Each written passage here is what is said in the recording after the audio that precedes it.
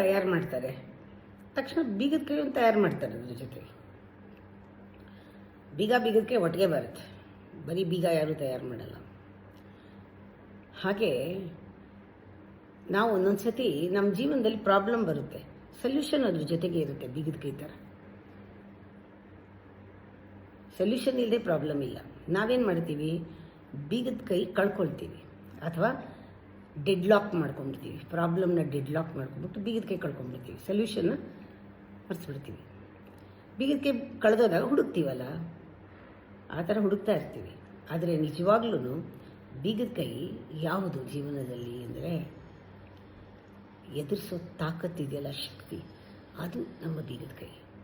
ಯಾವತ್ತೂ ಕಳ್ಕೊಬೇಡಿ ಅದನ್ನು. ಪ್ರಾಬ್ಲಮ್ ಜೊತೆಗೆ ಒಳಮ್ಮ ಅಂತಃಶಕ್ತಿ ಇದ್ದೇ ಇದೆ. ಎಂಥ ಜೀವನದಲ್ಲಿ ಕಷ್ಟ ಬಂದ್ರೂ, ಸಮಸ್ಯೆಗಳು ಬಂದ್ರೂ ಅದರ ಬೀಗದ ಕೈ ನಮ್ಮೊಳಗೆ ಇದೆ. ಅದು ಅಂತಃಶಕ್ತಿ, ಅದು ಕಳೆದಿಲ್ಲ, ಕಳ್ಕೋಬಾರ್ದು, ಅದು ಕಳಿಯಲ್ಲ, ಕಳೆದಿದೆ ಅಂದ್ಕೊಳ್ಳೋದು ಭ್ರಮೆ.